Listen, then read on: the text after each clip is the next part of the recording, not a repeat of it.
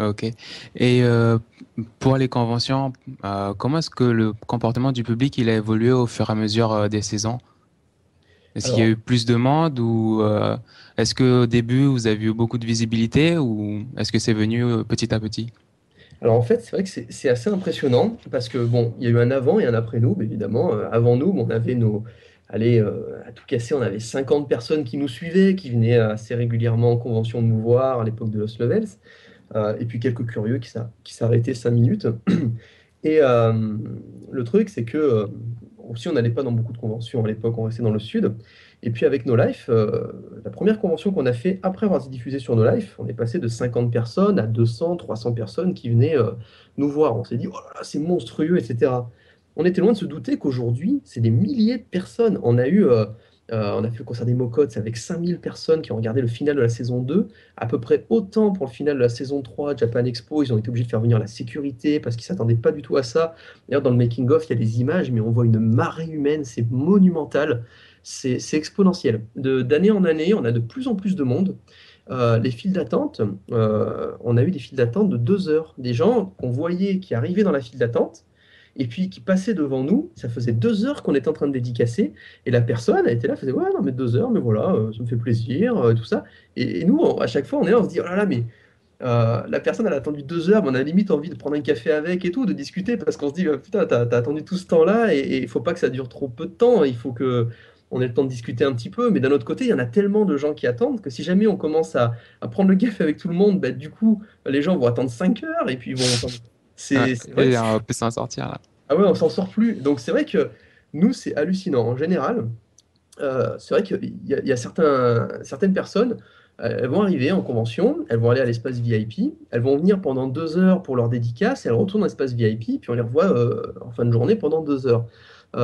Nous, notre trip, c'est bon, ben, on s'est déplacé, les gars, on saute dans la fosse au lion du matin au soir. On se relaie un petit peu pour aller manger ou boire parce qu'il faut pas qu'on meure non plus, mais on fait ça toute la journée. Donc du coup, on prend bien la mesure en fait de l'engouement qu'il y a et d'année en année, c'est monumental. Il y a de plus en plus de monde, de tout âge aussi. Au début, c'était souvent des gens de notre âge, on va dire entre 16 et 25 ans. Aujourd'hui, on a des gamins de 10 ans qui sont à fond, qui veulent voir Sparadrap, des petits bouts de chou qui sont là à faire la gaillabouille.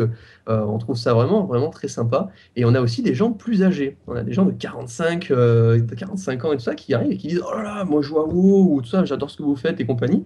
Et franchement, le fait que Noob devienne de plus en plus, entre guillemets, familial, c'est une belle victoire parce que c'est pas un thème qui était prédisposé justement à être compris par nos illustres ancêtres, n'est-ce pas? C'est-à-dire ceux qui ont grandi avant Internet, hein.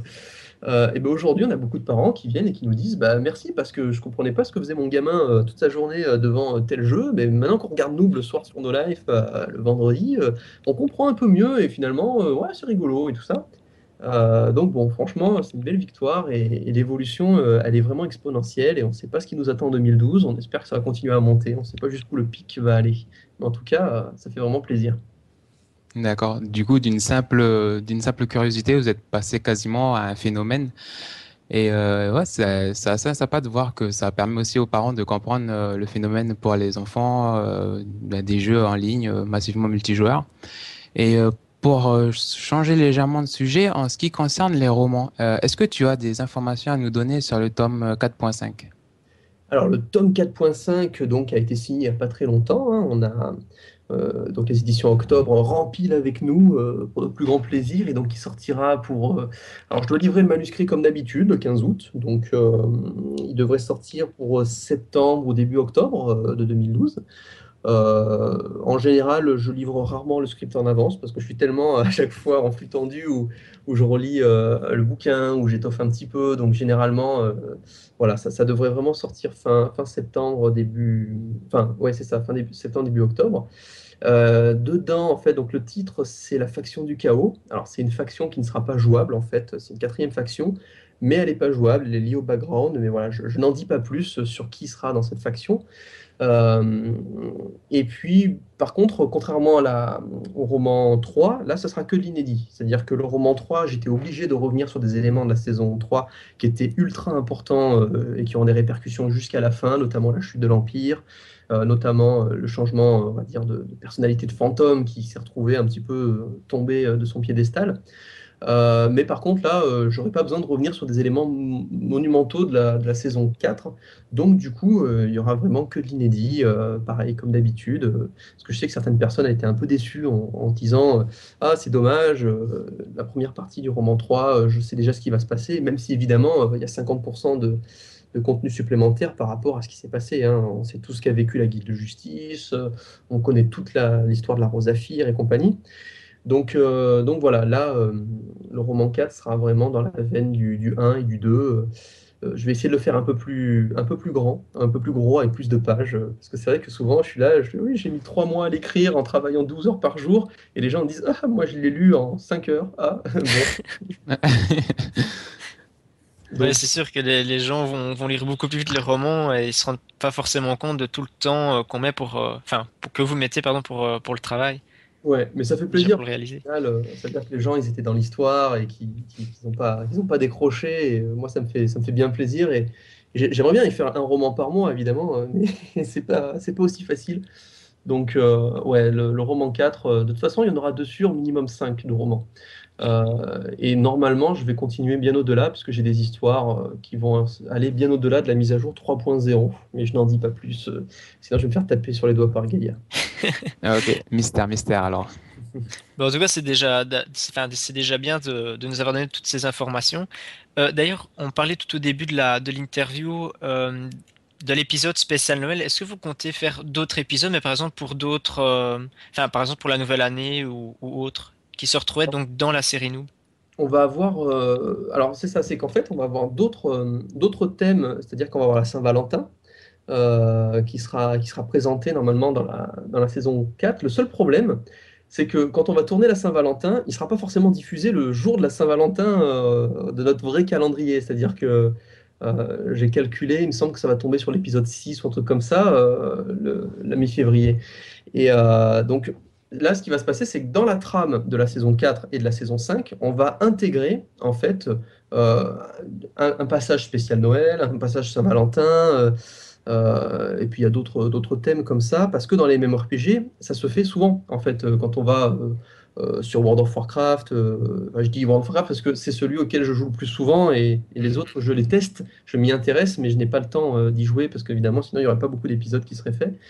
Quand c'est Noël, on voit vraiment le paysage qui se met aux couleurs de Noël, quoi. On a des guirlandes partout et tout ça.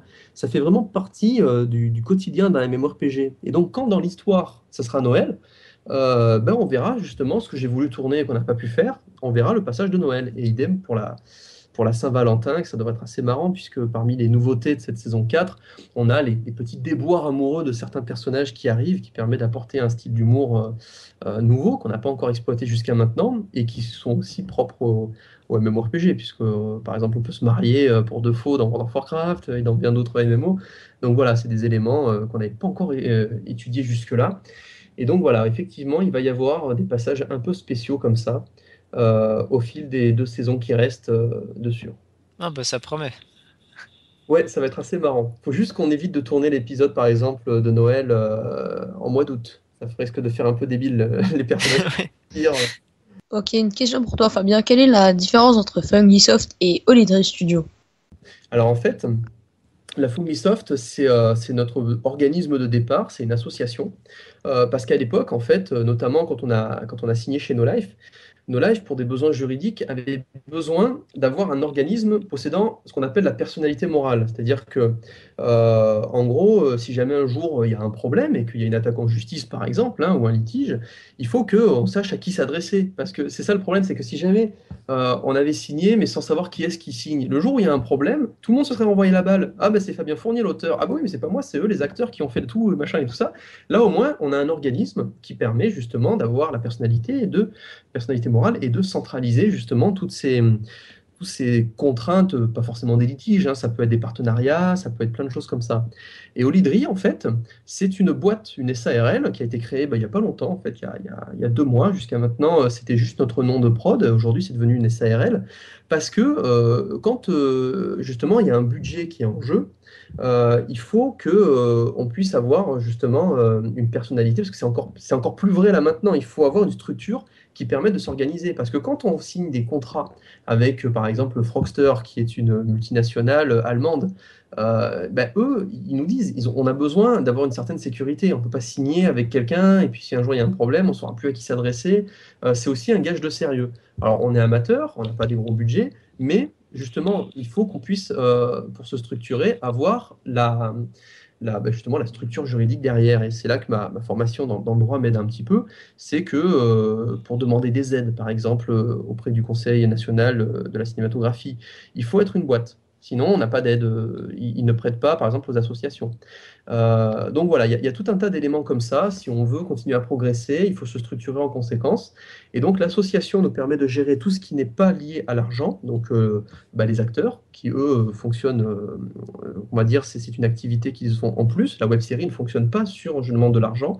Par contre, tout ce qui est roman, tout ce qui est bande dessinée, tout ce qui est goodies, justement, si un jour on fait les small beef, il faut qu'on ait une structure qui soit un peu plus solide. Et donc c'est pour ça qu'on a fait ces deux organismes-là. Alors on revient un petit peu en arrière. Au niveau de la Japan Expo belge, je pense que c'était la première fois que tu venais en Belgique. Est-ce que ça t'a plu et est-ce que tu comptes également y revenir? Ah ouais, si on est invité l'an dernier, on revient en courant parce que c'était vraiment très très sympa. L'ambiance, c'est différent en fait. C'est marrant, c'est que selon les régions où on va, c'est totalement différent.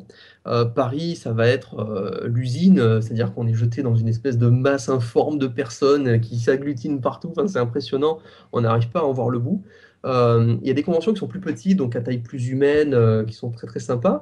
On a des publics qui sont très timides, d'autres qui sont super chauds dans le sud, qui vont s'enflammer, qui vont hurler pour rien, etc.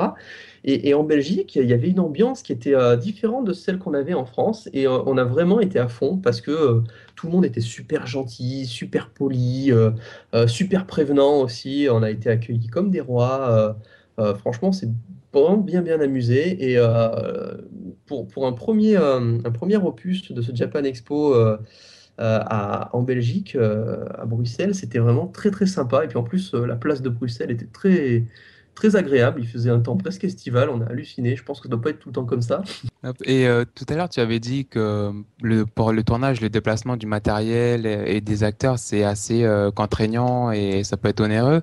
Est-ce que, là, c'est la question bonus, mais est-ce que ce serait prévu d'avoir un tournage à l'étranger, par exemple, pour une scène particulière qui requérait un paysage qui n'est pas disponible en France?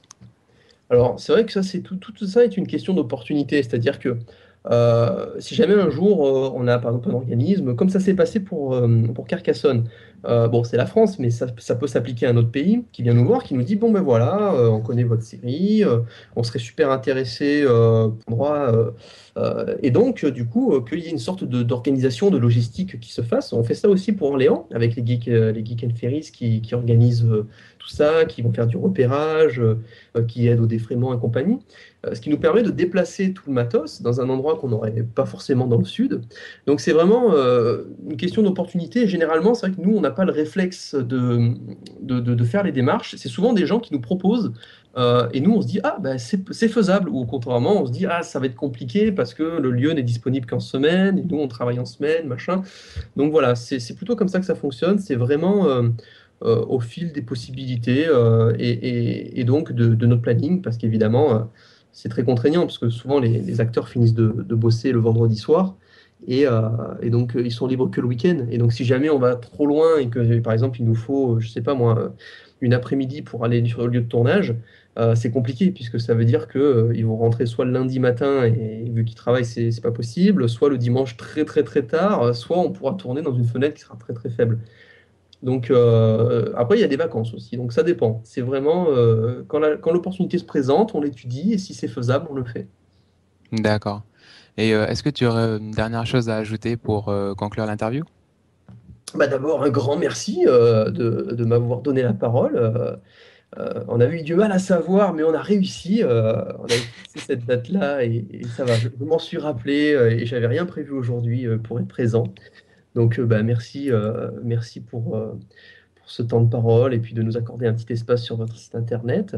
Et puis, évidemment, un grand merci à tous les fans, surtout en cette fin d'année 2011. Ça me permet de dire merci pour tout ce qu'on a vécu.